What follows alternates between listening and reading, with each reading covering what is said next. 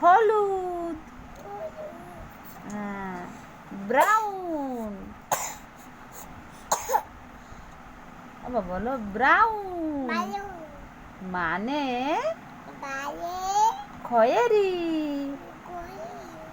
হ্যাঁ, গ্রিন মানে